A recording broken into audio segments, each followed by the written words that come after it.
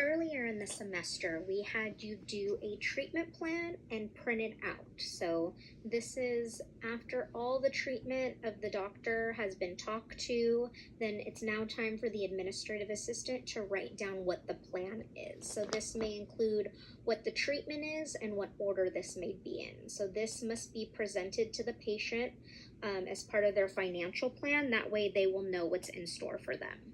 So even if the insurance company covers 100%, which is highly unusual, a treatment plan should still be given to the patient so that they know what they're responsible for. After that, the dental administrator will monitor and see how the patients are going through with the plan. So you can imagine having thousands of patients. There's a lot of plans out there, but they have to be responsible to make sure that each patient is scheduled for the treatment that is next and that all collections are being made and sent to the insurance company. If the plan is not followed and the patient does not pay their prospective payment, then the collection process can start.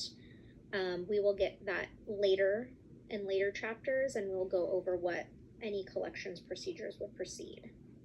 So the financial plan that is given to the patient, it includes on there the work that we're going to be performed. So remember, we made that list and we did treatment plan in different quadrants. So it's fillings, root canals, whatever the treatment needs to be performed. Then they need to know how much is going to be charged for that fee.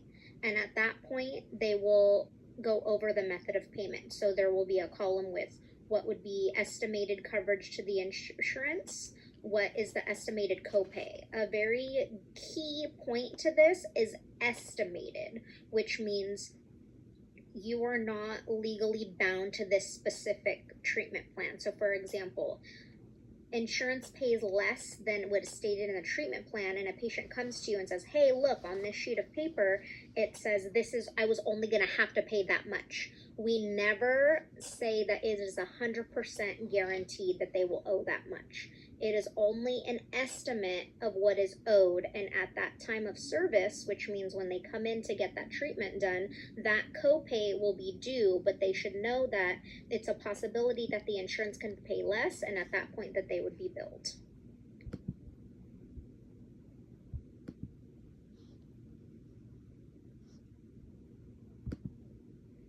Anything to do with finances and who would be financially responsible is going to be established by the doctor and the dental team. That way everybody is on the same page on who is responsible. So this has to be followed through to what payments are going to be.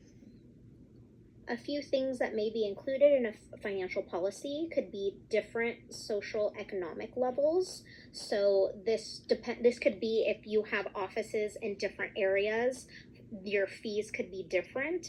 I don't recommend that though. It's good to have a good standard and to know around the area. So it is public knowledge what an average is around the area. So then it would be up to the dentist and the team and the financial officer and to know what those fees you're going to charge. However, you can offer discounts, senior discounts, family discounts. If they have 6 family members and you want to give them a discount for bringing so many people in, you can also have cash discounts. So, if they pay with a check or cash, then they're going to have a discount. So, for example, if they use credit cards, the office has to pay a certain percentage, so they don't actually collect 100% of what the credit card is processed. So you might want to give a patient a discount so that because you don't have to owe that fee. The office definitely can use an accountant or a business manager to oversee the financials. As you can see, there's a lot going into this. So yes, you're going to have your office manager, but you might have an accountant that comes in and makes sure that all of this balances out. It is very important to have an initial office policy that payment in full is expected. So this will be part of the patient forms that they will fill out, that they know that they are fully responsible for everything. But what that could mean is that the patient knows exactly what they have to pay in advance. So that's why, as we talked about in slide 1, we give them a treatment plan so they know ahead of time what is owed. So if that amount is unknown or you have to send a pre-authorization, then that should be done first before we give any treatment. So that way, if payment is in full, that includes their copay and also what you're sending to the insurance company. So even though you're not receiving the payment from the insurance company right away, sometimes they take 2 weeks, sometimes they take 6 months, but that is included in the full payment because you're still expecting that money to come in. So you must make sure to be direct when asking for payment, and if using the insurance and what the patient portion is going to be. You want to make sure to be very, very clear with the patients. That's why I recommended calling that the estimated copay, because you want them to know you can do as much as you can on their end, but sometimes insurances just do something different, and at that point they would take it up with their insurance company. But you want to make sure that they know that you are on top of everything and you understand what everything is. If the patient is unprepared to pay, make sure at that time that they take a walkout statement. So what a walkout statement is it a sheet of paper that has everything itemized on what was done that day. So for example, if they came in just for a regular recall visit, they would be getting a cleaning, x-rays, and evaluation. All of that is itemized and it says what the total is, and you give them with the envelope. That way they can send a payment in as soon as possible.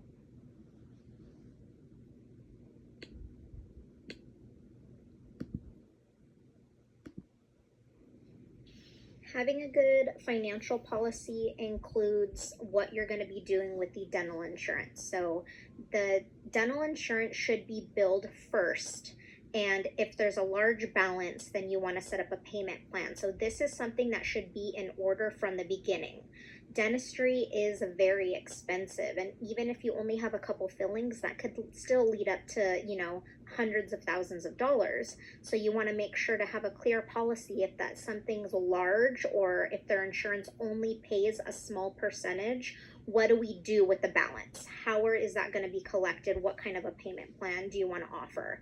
And this should be standard for everybody. You want to make sure that everybody's treated equally and that everybody gets the same standard of care no matter what their form of payment is. But as long as you have a policy set before you start treatment, then you have really good communication with the patient. So a co-payment may be requested every single visit, and you should know what that may be if you're the financial manager. So usually it's a percentage. Usually if you have the same fees or everywhere, that's something that can be easily memorized at the beginning of every year. With those large treatments that leave large balancing, an extended payment plan is recommended. So this is a contract that you're making with the patients and dividing the payments according to a length of time and length of treatment. So this could be in-house, which means in your office, a dental administrator draws out the payment plan, and that is called a contract. So they're going to sign it and they're going to agree to pay a specific amount of money per month, and then that can be customized. Also, if this goes beyond that, you can use an outside payment plan, and this is an agency that pays the balance and they take all of the risk on having to collect these due. So the amount is deposited directly into the office account, and then all that money is given to you. An outside payment plan company, I'm not sure if you're familiar with Care Credit. The patient will sign up with Care Credit. Care Credit will pay the dental office. So yay, we get the full amount of money, and then Care Credit takes the responsibility of having to bill and collect with the patient. So as far as the patient is concerned, they're paid in full with your office. Now it's up to Care Credit to collect that.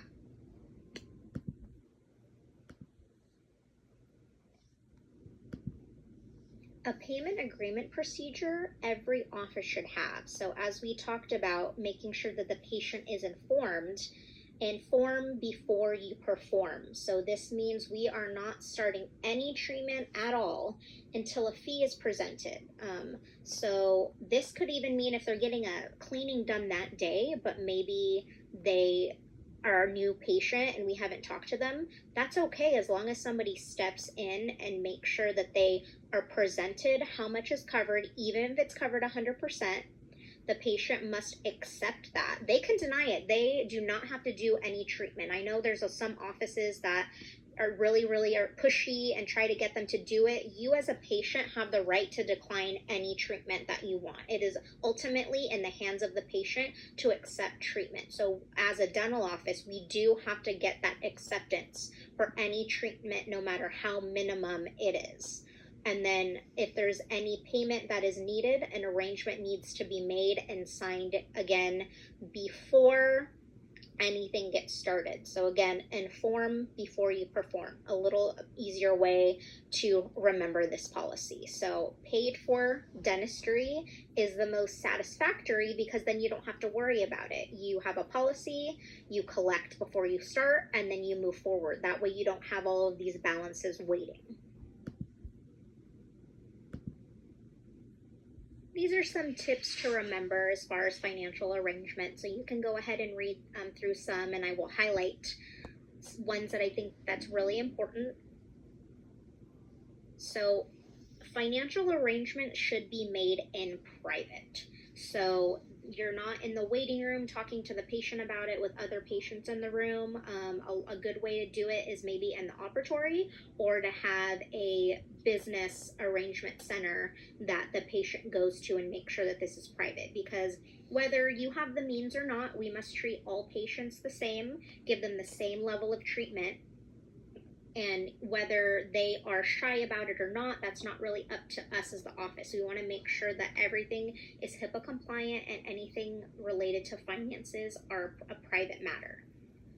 Something that gets lost in translation is when we treat minors. Some minors look 20, but they're only 16, or vice versa. So you want to make sure that when we're treating patients, we're checking, and they are not allowed to sign the contract. So if they need treatment that day, we cannot perform that treatment without their parents' consent. They do have to be there to consent for that treatment.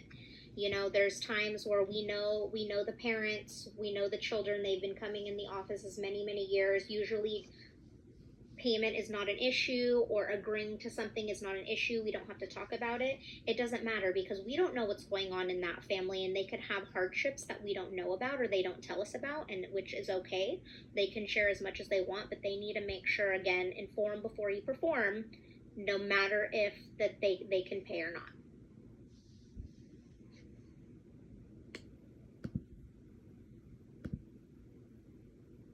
That concludes the portion of the financial arrangement, and now we're going to focus on accounts receivable. Dentistry is mandated by the federal and state regulations to maintain a system, and that is well documented when you're collecting any monetary transaction. So you have to have this all documented. If a patient makes a payment, it has to go straight into what is called a ledger. It has to be documented, whether it's being written down or in the computer. Most offices do use a computer system, but everything has to be documented, whether there's a discount, whether you're doing charity work and this is going to be taken care of by the office. Everything still needs to be documented. So this system is maintained as accounts receivable. So what accounts receivable means is this is going to be the transaction between the dentist and the patient. So it's exactly what it says. What are we receiving? As part of the ledger, there's always accounts payable. So this is going to be all the amount that the dental office owes others. Now we're going to go into accounts payable in a further chapter later on. Remember, now we're going to be dealing with accounts receivable, but don't get them confused because they have very similar names. So again, accounts receivable, what are we receiving from our patients and possible insurance company? It's going to be the job of the administrative dental assistant to maintain accurate records for both receivables and payables. So you may be asking yourself, what does an administrative dental assistant do? How do they manage these account receivables? This is what we're here for. So dental offices, in order to be successful, they have to charge a fair fee for services provided. So what this means is, as we talked about, if you're in a geographical location, there are fees that are on average of that. And it is going to be the job of the dentist and the dental team to say, what fee are we going to charge for these services? Some dental offices want to charge more because they say, the more the merrier. If we're charging more, we're going to make more money. But some patients do go around and call different offices and ask them how much they charge because they're just looking for the lowest amount of money. So what I recommend is just doing a fair amount, maybe somewhere in the middle, but it is going to be up to each office. So this fee is going to be the dentist's potential earnings, because in the end, if they own the practice, they're going to be collecting that, and that is going to be directly what their earning is going to be.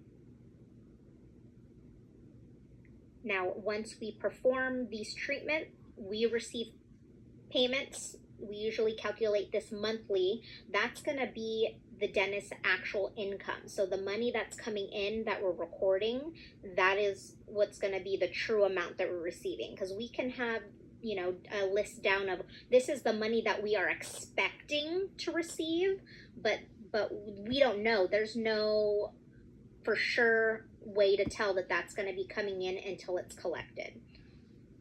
So the accounts receivable represents the amount of patient's money that the dentist actually receives for that service. So remember, accounts receivable, we're talking about receiving.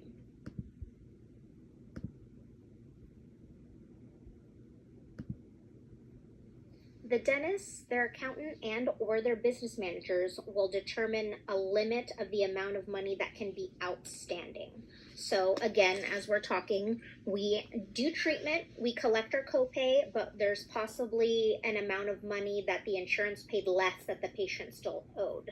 So you have thousands of patients, and imagine if none of them made any of those payments. You're going to have that balance just sitting there over all of your patients, and you have to agree what amount do you want to strive for. You're always going to have a balance. Even if we're collecting, like we said earlier, pay in full policy, we still have money that's out from the insurance companies, and we have to know where we want to be. So for example, depending on the size of the practice, you could have hundreds of thousands of dollars outstanding, but you need to have a goal in what is okay. That way you can put a system in place on how you're going to collect that balance and who's going to be paying attention to that.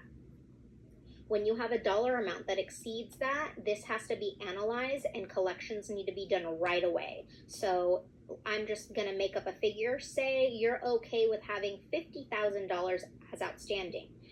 It's January, you're still in the $50,000 range. It's February, you're still in there. And then by March, which is right now, which this might be happening a lot, all of a sudden it's up to $100,000. So you have to figure out, where did those extra $50,000 come from? And maybe we've been laxed on sending collections. Maybe we need to send out statements quicker. So at that point, you reevaluate and analyze to see what can be done to strengthen these accounts and keep them down to those limits that you set.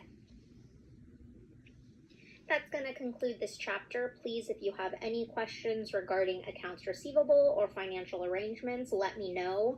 I know when we're in class, some of you get curious about this topic a little bit further and beyond what we teach here in class. Please feel free to send me an email, a text message, or I can call you and talk to you about this, because I want to make sure you grasp that. Some of you really like to know this information, and I'm more than happy to go in deeper.